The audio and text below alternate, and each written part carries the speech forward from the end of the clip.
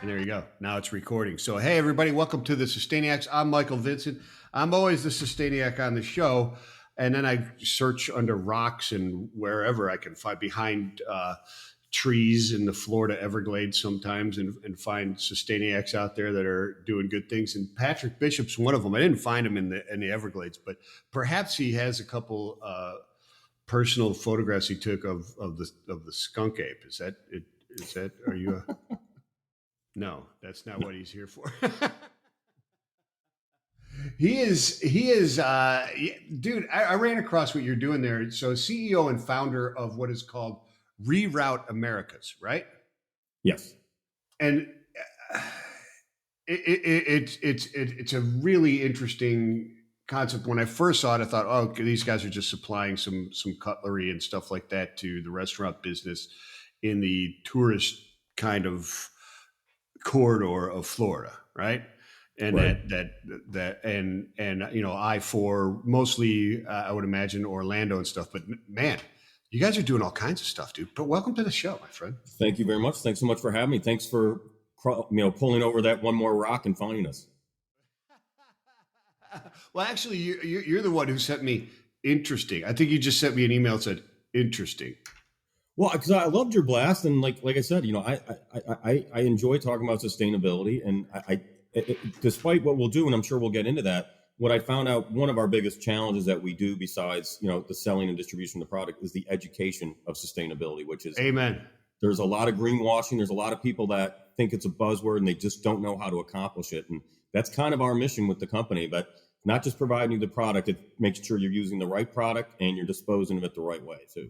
Yeah, well, in what you're describing and kind of implying there, and not veiling it very well, is it's business. If you do business the right way, you could be very, very sustainable. It's not like this extra cost, extra window dressing, extra lipstick on the pig, so to speak, that you have to just do to be sustainable. It can be your business, and a lot of times, most times that I notice, it's actually much more efficient, much more cost saving, and it's just business 101, right? Well, and listen, at the end of the day, and it's better for the planet. I mean, why not be better for the planet, right? I mean, and again, you know, I come from a generation, I'm 51 years old, that, you know, styrofoam and, you know, plastic were the way to go. Yeah. You know, everything that we sell and distribute has one component of sustainability, which is either biodegradable, it's compostable, or it's recyclable. But then, like I said, the next part is, okay, you might take Miami Beach. There's, you know, there's certain hotel properties that are using compostable cups. Mm-hmm. Well, if you have a BPI certified cup, the only way to get rid of it is an industrial composting facility. Right. You know where the closest composting facility Miami Beach is? Probably not even in the state. Right, North Carolina. That's what I was going to say. So, and that's one of the things people don't understand. It's a composting cup or something doesn't mean you throw it in your garden and it right. and it home sprouts composting flowers. Is completely different than industrial. Completely composting. Different. Yeah. It's completely different. Now the good thing is, what I love about especially these younger manufacturers that are creating the sustainable products, they're getting better and smarter, and are able to create home compostable. So we now got lines of, we now have lines of cutlery, of straws that are home compostable, and they're just as practical as plastic. Sometimes they're even better used and more significant than plastic. That's but awesome. You know, the other thing that we've really struck a chord with is you can start moving to more sustainable items, and it doesn't impact your budget. It's not an expensive proposition anymore. Well, let's back up a second, Patrick. We haven't even told them what ReRoute America does.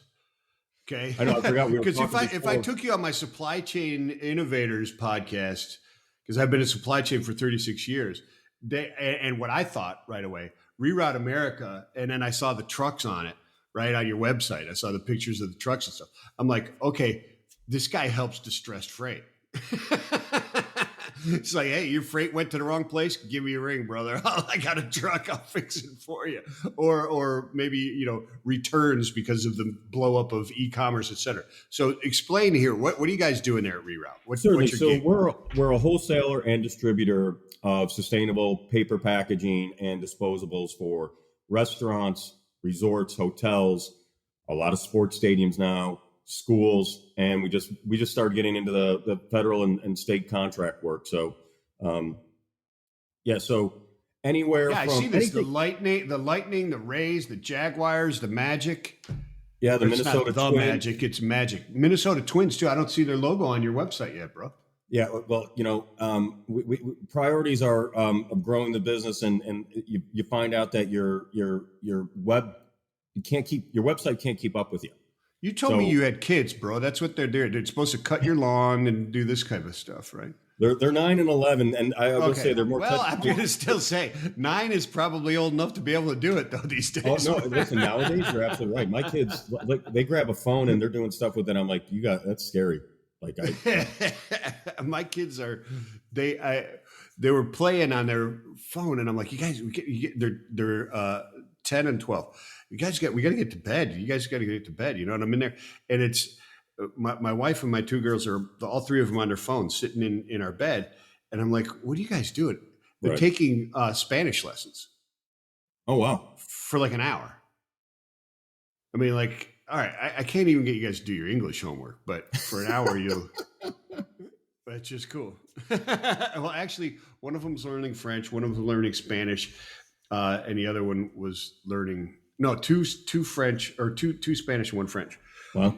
I mean, anyways, it's super cool. So are you guys is it just paper products, or are you doing plastic stuff as well, or what? No, we're doing plastic stuff too. So I tell everybody the easiest way to do is everything that you would see in a restaurant kitchen on takeout, or anything you see in a stadium where you're putting food on it, we supply it. So we do trash liners, we do nitrile gloves, we do everything. So we started with 1 SKU, which was an agave straw. We now carry over 1,000 SKUs. And they all have one component of sustainability, which is they're either compostable, they're biodegradable, or they're recyclable. Gotcha. That is fantastic. So, you just in Florida, right? Well, you're just in Florida and Minnesota. So you're a snowbird or something? Is that how the connection to Minnesota happened? No, when we launched our first official sustainable partnership with the Tampa Bay Rays, our phone's been ringing off the hook. I will say the sports world has really embraced a change to sustainability, and it's because of their fan base. I mean, this is a millennial-driven focus right now, and again, it's not political. It's just, hey, listen, we can do a little bit better than a generation before when it comes to taking care of our planet, and the sports world's heard it. So Minnesota, came to us, wanted to build a partnership. We said absolutely. So we're also in Minneapolis. We just on January 1 announced we're the official sustainable partner of the Las Vegas Golden Knights. So we're now open in Las Vegas. We do some work in Los Angeles as well with the Four Seasons and the Beverly Hilton and the Waldorf. So yeah, I mean, it's growing. I mean, honestly, if someone wrote a check for $100 million, we probably could be everywhere overnight. We've got a very good model. And as I was saying to you offline, besides just selling and distributing the product, we also offer the inventory management, because that's where we see a lot of waste in terms of either product purchase or just cost. And so we have a system that we track all ordering. And let's say, so we'll take the Marriott, we'll take a Marriott hotel that has 800 rooms. And what we'll do is they're doing a weekly recurring order. And so from peak season, so we'll look at their time frames when they're ordering and when it increases, when it decreases. And based on that, when we walk into another Marriott property that has similar type of number of rooms and similar type of occupancy, we can walk in and say, basically, this is what your budget should look like. This is what your ordering should look like. It's AI predictive index. And so we'll get on a weekly cycle with that.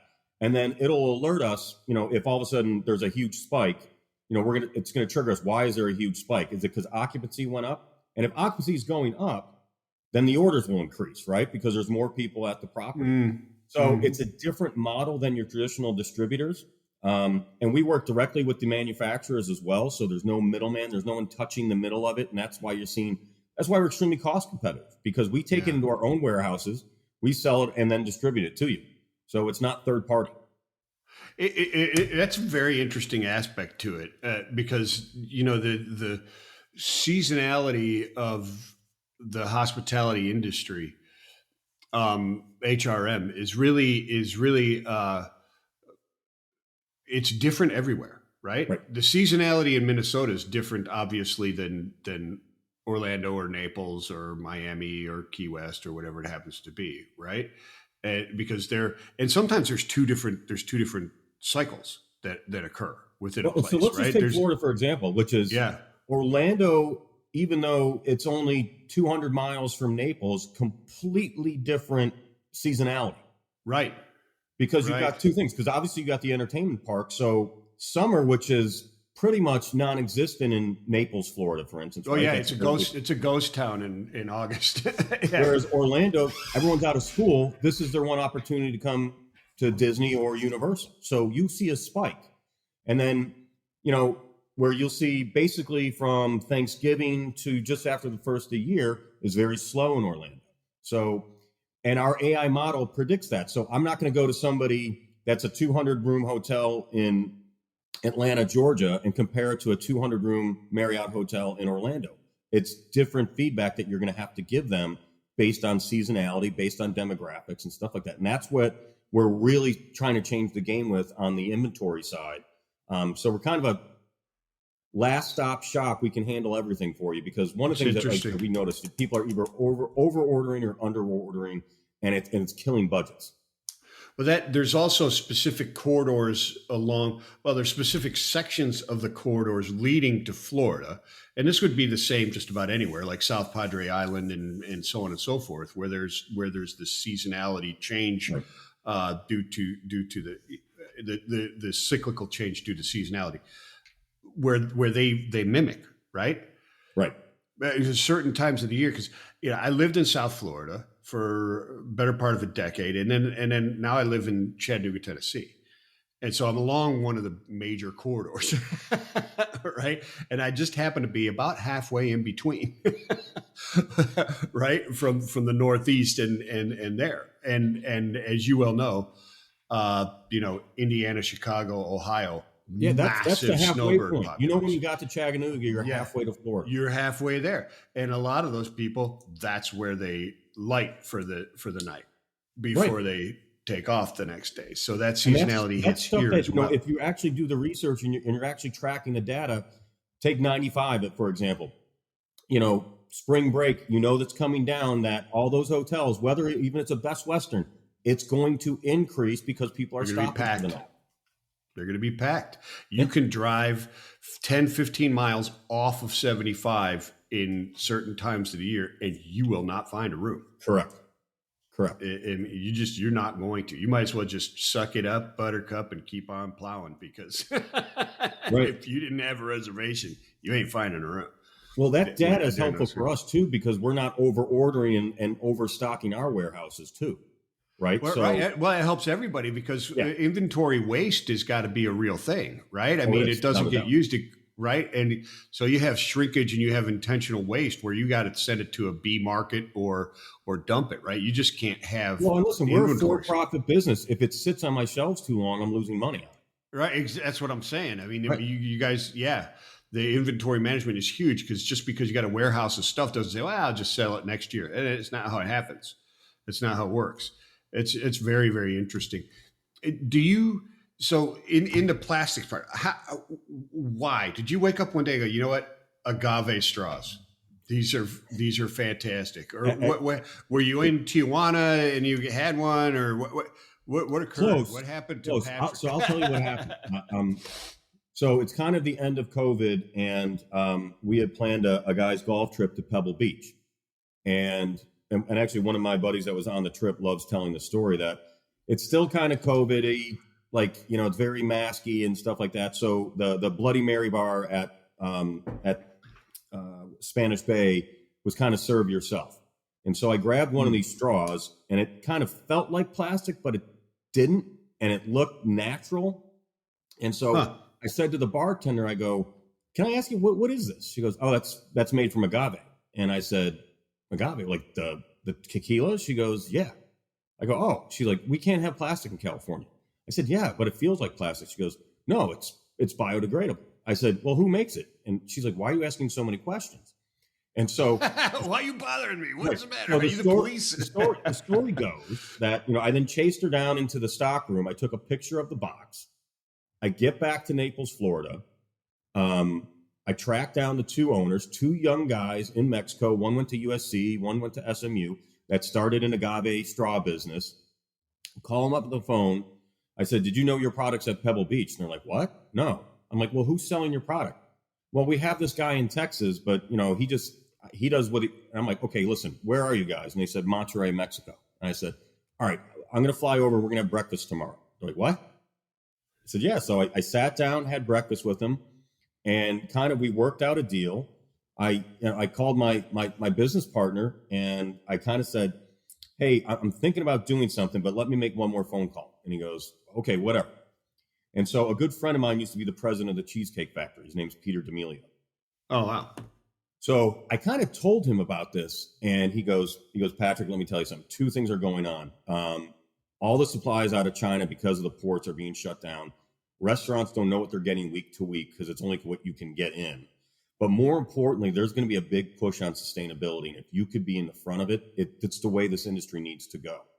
That was enough convincing for me. I talked to my partner, Dave, sold my house. Him and his father put money in. We bought our first truck of agave, didn't have one client, hired a sales guy to work with us, and we went out selling agave straws.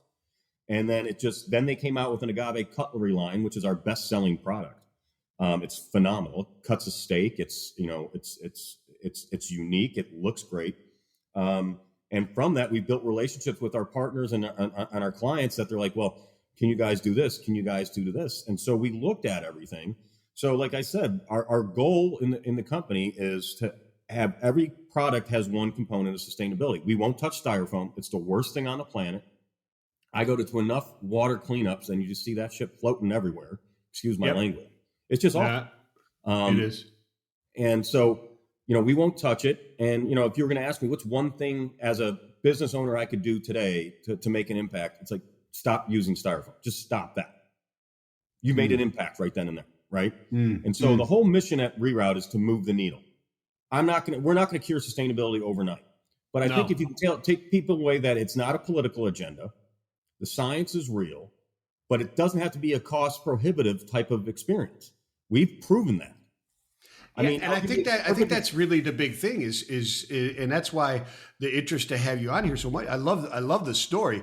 It is that message that this is not a prohibitive thing. This is a blue ocean of opportunity, and you just proved it right there. I mean, talk about here's a couple of dudes from Naples golfing at Pebble Beach that discover an agave straw, sell their houses, and start a business.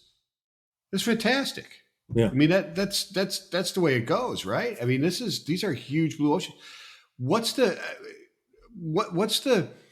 impact on your clients? Is it cheaper or is it more efficient? Or, I mean, I get it with the inventory, but not all your clients are using your inventory system. Correct. Some have in-house purchasing that monitor and measure that. Yeah, they're going to do it themselves. They're like, yeah, that's cool, but we do that already. Or whatever, but there's all kinds of bogey tactics in sales that you can use. But so what's the math behind what you're doing for these people? On average, we are saving clients 18 to 23% per year on their purchasing. Year over year. That's the purchasing side. Is there a component to the other side, to the waste side? Well, it's waste reduction. Waste reduction, I think the last stat I saw is close to 37%. Wow. Those are real numbers. Those are needle movers. Those are huge needle movers, especially when you're talking. So you have the ability to, you're right in the heart of incredible volume, right? Like you said, you're not handling a Motel 6 between Chattanooga and Knoxville somewhere. Right. You're not right. Yet. Not yet. But I'm just saying you're starting where you better have volume to supply these people. Yeah. It's Peabody can't go without straws. On to the next one. Yeah. Peabody can't go without straws. The Citizen on International cannot go without straws. That doesn't happen. Right. So you've got to hit all that stuff. So you started right there. So your full line of product is like a hotel or restaurant saying, hey, look, come in here, assess everything that we use and give me the price. How does this work? Yeah, usually it's that. Obviously this industry is, operators want to see, touch, and feel the product, right? They're just not going to blindly, okay, right? So everyone wants samples, which is great, but then we come in, we'll do an analysis, and then we say, okay, listen, show us what you've been paying for these products, and I'm going to blow your mind because I'm going to show you where we can charge you. And they look at it and they're like, how are you able to do that? And I said, well, my overhead isn't, $85 billion. We run lean and mean. And because we're partnering directly with the manufacturer and taking it in, we're cutting out a lot of cost. So that's where, instead of being greedy and saying, okay, listen, they're paying $65 for a case of agave straws, let me charge them $63. I can go, listen, I'm going to charge you $42. That's real good savings for them. Yeah. No, it really is. And that's because you're directly there. You're not going through a restaurant supply correct type of. No, it's basically it's coming from the manufacturer to you. So you're really hooking those guys. So I got you. Are you bringing it in and warehousing and then distributing, or are you just distributing directly? Yeah, so we have warehouses in Las Vegas, St. Paul, Orlando, Tampa, and Naples. That is fantastic. We got our own fleet of trucks. We got our own drivers. We got our own salespeople. So you're doing your own delivery and everything as well. Yeah, straight up at all these different locations. Yes. That is fantastic. So so it says, eco-friendly and sustainable food packaging. So you said you do paper and you do some plastics and stuff like that. You only deal with stuff that is recyclable or compostable, right? Correct. Is that right? Yes. Or do you, so, I've always argued that plastic is, and that's not really an argument, it's a fact. If it's plastic, if it exists, it's recyclable, period, the end. Everything is. It's just whether we do it or not. Correct. Right? So, it's like, I forget who the drink company came out and said, oh, look, now our bottles are all 100% recyclable. Well, yeah, that's cute because they always have been because they're just PET and some HD. That's it. So they always have been anyways. So what do you guys mean by everything is recyclable? For that simple, PET, polypropylene, PP products, those are also recyclable type of 100%. Yeah. Right. And so one thing, one of the things maybe you and I were talking about before this is it's not just what we've really found ourselves is obviously the supply, the distribution, the inventory, but the main one is really the education piece of it. Yes. So, yes. For instance, so the New Orleans Saints and the New Orleans Pelicans called. I'm actually going to New Orleans tomorrow. And one of the things they asked us to do is an assessment at the stadium. So there's a Pelicans game tomorrow night. And so we get there a couple hours early. And as they open the gates, we watch basically human behavior. What are they buying? What are they supplying them? But then the main part is how are they disposing of it, right? Yes. Yeah. No, that's the key, right? It absolutely is. So if they're using a compostable cup, so let's say they're using a PLA cup, and you're drinking a beer out of it and you put in a landfill trash bin, we've taken a step back, right? How do we educate that person buying that beer to know that what you're drinking tonight is a compostable cup, and the way that you're going to help the environment is when you get rid of that cup, you need to put it in that compostable bin. Mm-hmm. But then we have to make sure that actual stuff is being hauled off and industrial composted. And as I was telling you earlier, you can't, if you have a PLA cup in Florida and they're saying this is composting, that is the definition of greenwashing because they're not doing it. You have to go up to North Carolina to get rid of it, and no one's doing that. It's too expensive a proposition. Yeah, you're sending relatively worthless materials what you're shipping. It is, and it's seven-ish, about 700 miles or so. Yeah, and it's an expensive product to start with. Yeah. I see PLA at times 2-to-1 over a PET cup. Now, the average person, maybe they don't know the difference between PLA and PET. You're not going to know because they feel the same. Now, if you're in a 110 degree day, you're going to know because your PLA cup's going to start to melt, literally, right? Yeah. So, the education piece of it, and that's where, we've walked into property saying, guys, first of all, I can tell you right now, we're going to save you money because you shouldn't be buying PLA cups. You're not getting rid of them properly. So let's get the right cup. You're not doing yourself any favors with it. Yeah. Well, and again, it's because, not the education piece it of would be better. It would be better to just buy a PET than a PLA if because you can get the PET, you can get recycled just about anywhere. Correct. Well, as a stat would say, you have a 6 to 7% chance of it actually getting recycled. With a PLA cup, it can't be recycled. And if it goes in a landfill, it's going to sit there for 1,000 years because it needs oxygen to break down. And landfills by nature do not have oxygen. 6 to 7% still sucks, but it's better than zero.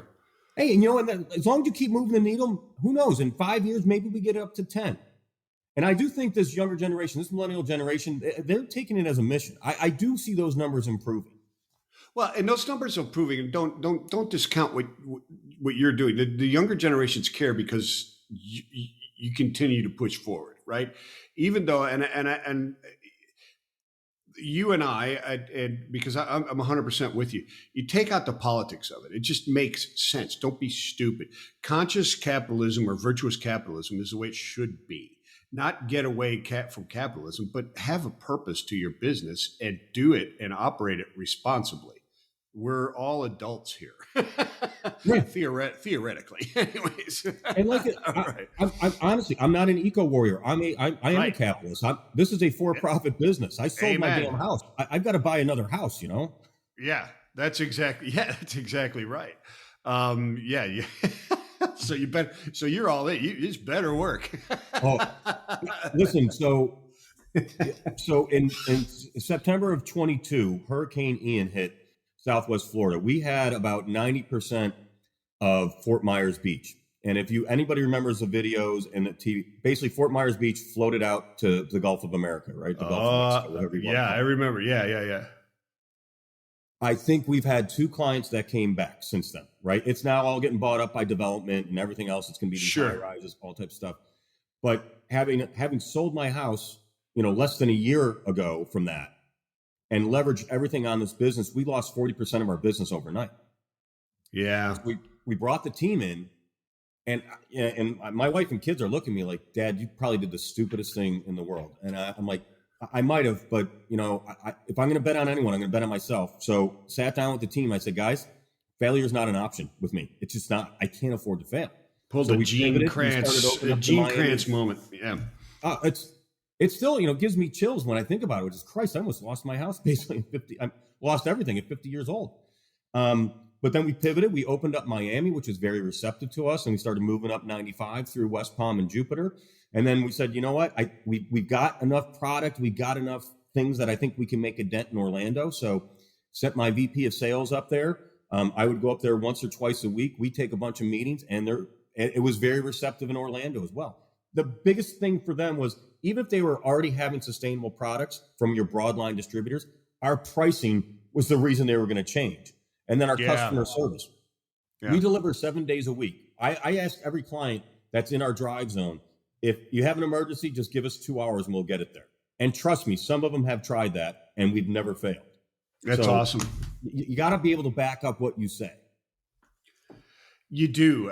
The products look awesome. I'm looking at it online here, and they're amazing looking products. I probably have used them before. Oh yeah.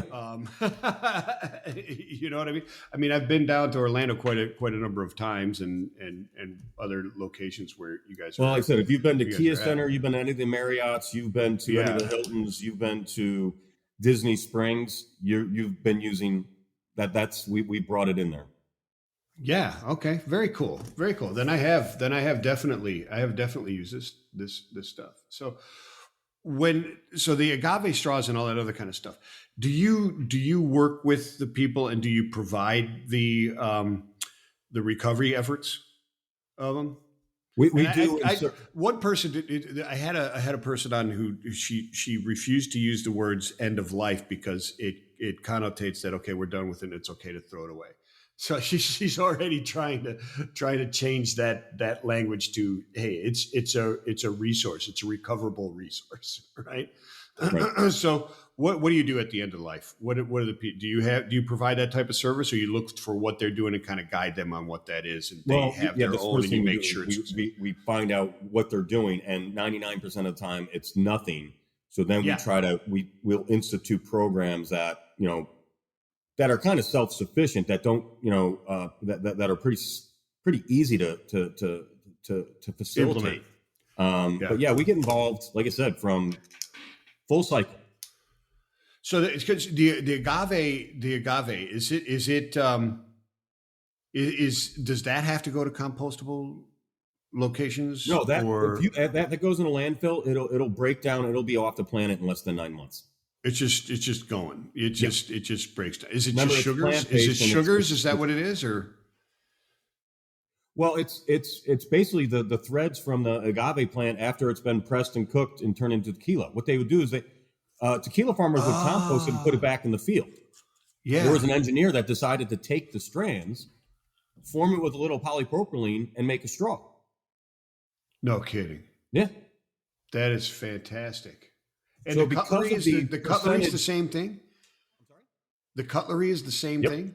Same fibers? So you're using plant fibers basically as instead of, I guess you can liken it to the fiberglass, right? Right. This is more like a fiber plastic. It's like a plant-based fiber plastic. Right. And because the component is heavily weighted towards the plant side, it minimizes the impact, but more importantly, makes it degradable in a landfill. That is fantastic. Best ones, the ones that, especially almost all the sports stadiums and all their suite level and stuff like that, they move to the molded fiber, which is either sugarcane. It's called bagasse, but it's either sugarcane or it's bamboo. And that's purely fiber, and it's formed, and it's a phenomenal product, and it can hold liquid. So you make to-go containers out of it, you make plates out of it and stuff like that. They fly through the stuff. And if that ends in a landfill, it'll be gone in less than a week. A, it's plant-based, and B, insects, Mother Nature's going to take care of it. It's a wonderful product. Yeah. It's going to go away real quick in the landfills. That's fantastic stuff, man. I love it. So you guys are growing quite fast. Yeah. Our biggest obstacle is we're on a Series A funding round. It's a cash intensive business. You've been in logistics. It's money up front. Oh yeah, no doubt about it. And the logistics side of it. So let's dive into that for a few minutes. Is that a side product that or service? What is it? A SaaS? Is it a SaaS system? Is that what it is? It's honestly just part of the experience with us. Like we don't sell to the broadliners. Like if you're gonna buy the product from us, we're gonna take it to you. That's just how we started the company day one. Okay, so but your inventory management system that you guys have as well, is that sold exclusively with if they're using your products as well, or do you provide that as a separate line? Right now, it's part of our service. We don't third party it and sell just the program itself. Gotcha.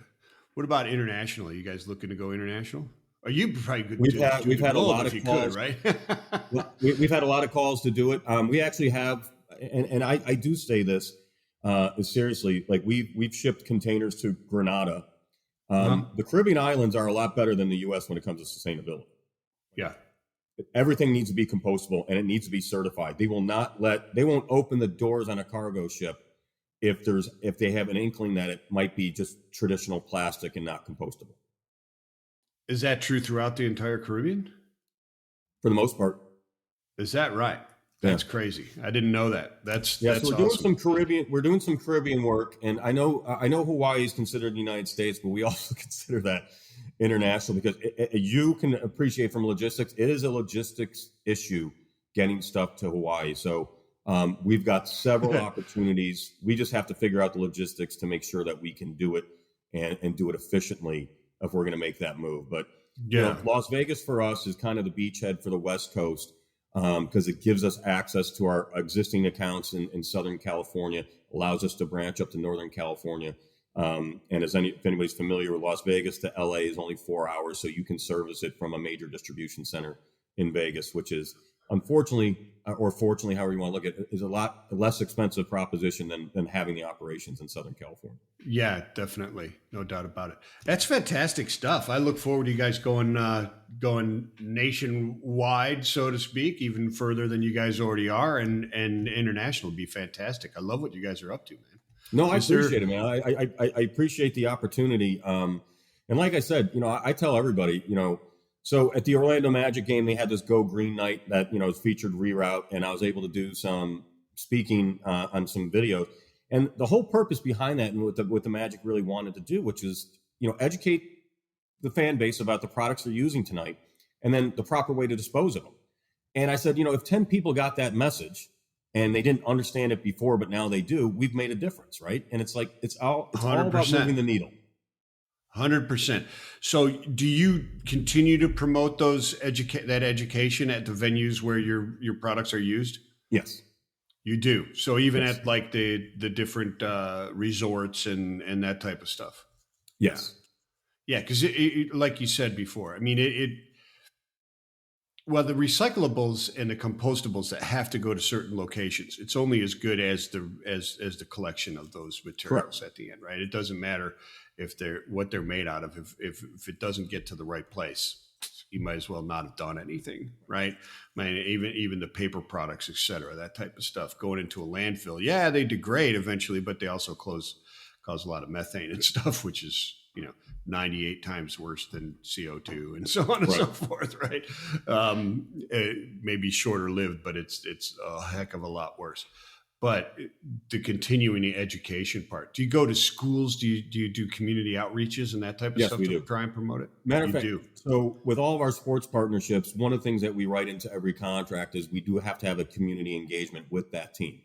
And it's all about the education and the message. So like with the Orlando Magic, we do a cleanup of an area that has heavy waste. And it's interesting, even the players get into it. And, like I said, people are mesmerized once they start learning the facts and just the little things you can do to have an impact. Well, I think one of the most important thing is, like you said, you don't have to be this eco warrior, or back in the day, you and I are a very similar age, being a tree hugger, as they used to call them back in the day, right? You're not eating grape nuts in the middle of a field type of person, correct? Right? I still wear deodorant and shower every day, right? Exactly. You're not chaining yourself to a bulldozer or anything like that. You're actually, or chaining yourself to the goalposts in the end zone until they switch to compostable cutlery. Right. I will say that's kind of, listen, a lot of these larger corporations have these mandates and agendas about going sustainable and stuff like that. And a lot of them just don't know how to accomplish it or how to do it. Or sometimes it's just, hey, listen, let's get our stockholders off our back. But I'm really impressed the way the sports world has really engaged sustainability. I mean, if I gave you a list, I almost can guarantee you over the last 18 months, we've probably heard from every professional sports team in America. That's fantastic. And one of the things that drives that as well, and it's not a bad thing, and it's why we talk about these things, virtuous or conscious capitalist. You're a capitalist, you're trying to do the right thing as a capitalist. And that's what drives a lot of innovation and positive things. And in the sports world, engagement with the community is their sustainability. The Magic or the Cavaliers or the Nuggets or it doesn't matter who, the Panthers, doesn't matter who they are, the Red Wings, they're not going to survive unless they are supportive of the community around them. And if the community around them feels their engagement and they value that community, then they thrive, because that's what they live off of, the pride of the community around them. Period. The end. They live off of nothing else except that. If the community around them doesn't have pride in that team, they're done. They're toast. Right? Well, 100%, and a great model to look at is Las Vegas Golden Knights, the hockey team, right? They're awarded a franchise in Las Vegas. Las Vegas is a desert. It's not known as a hockey town. Right. They were so smart in their engagement of the community. And again, I say this, and they're our corporate partner. I do tell them, I'm like, doesn't hurt you went to the Stanley Cup Finals in your first year, right? That No, doesn't doesn't hurt at all. Doesn't hurt at all. But the way they've engaged the community, it is a great white paper to read about success in the sports world. And then on top of that, listening to your fan base about getting more sustainable products in your arenas. And okay, who does that? Now, that's the feedback we've always gotten is like, Patrick, we try to find another company that does what you do.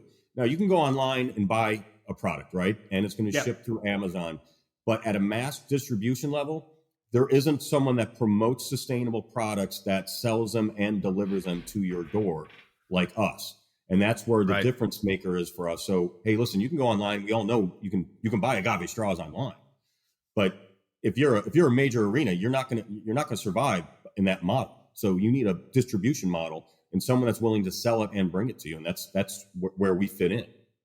Yeah, you're more of you're more than just a source. You're a true partnership in what is going on there and helping them plan that out. That's fantastic stuff.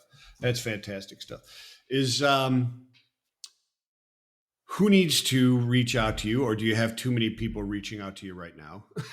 No. Listen, I hope the day comes that we have enough business, but but that means we would have solved the issue, and that's not. I don't think that's going to happen in my lifetime, but I do think we're trending in the right direction. But yeah, so the best way to reach us is a simple email, info@ReRouteAmericas.com. I'm more than happy to give my personal cell phone because anybody that knows me, I'm insane with my work hours and my work ethic. I was mentored by a phenomenal person named John Fish, who started and runs Suffolk Construction Company. We would have our first meetings at 4:50 in the morning. It was all about efficiency. So I'm in the office by 4 a.m. I work until I come home for dinner. But my mission and my goal is I get back to everyone within 24 hours. So feel free to email, and the email will get routed to the appropriate person to contact you. But you also can contact me directly at 239-778-6095. Yeah, and I will verify that's a South Florida phone number for sure. 239. Yeah, it is. That definitely is. That's coming from Collier Boulevard or something. Maybe Fifth Avenue. You never know. That's fantastic stuff. Hey, Patrick, thank you so much for your time. Everybody, check them out at ReRouteAmericas.com. There's an S at the end of that. ReRouteAmericas.com. Wholesale restaurant suppliers, what it says, but it's way more than that. Just dig through it. It's very cool stuff. Patrick, great story, man. It's a great story and a great effort. And thanks for letting get us our message out there too. Absolutely. Like I said, everything we can do to move the needle, I'm all for it. And I don't want to gloss over the fact that what you said is I wish someday we've had too much business because then we've made the impact. Because as big as you guys can possibly get, the TAM or the total addressable market is so big. There could be 10 of you out there and you're not going to run across each other much. You know what I'm saying? If you had every sports venue out there, right? What percentage of the waste plastic have you impacted? I mean, it's a great impact, but as a percentage of the whole, it's just a whole other blue ocean of stuff to go after. It's still like that. And we that's why, hey, guys, take inspiration from what Patrick has done. There's plenty of other, areas where this type of ingenuity and gumption and entrepreneurship and caring a little bit about how you go about your capitalism can be a positive impact. There's so many opportunities out there. It's awesome. It's awesome. The total addressable market just in disposables in the next 5 years is going to be growing north of $60 billion. Yeah, it's fairly decent size. And it's getting bigger. That's the issue, is it's always growing. It's not a shrinking market by any means, no matter how many different efforts are out 7% there. year over year. Yeah. It's fantastic. Absolutely love it, Patrick. Thank you so much for being on. Everybody else, hey, thank you for tuning in and downloading the Sustainiacs. Hey, until next time, peace and love, everybody. Appreciate it.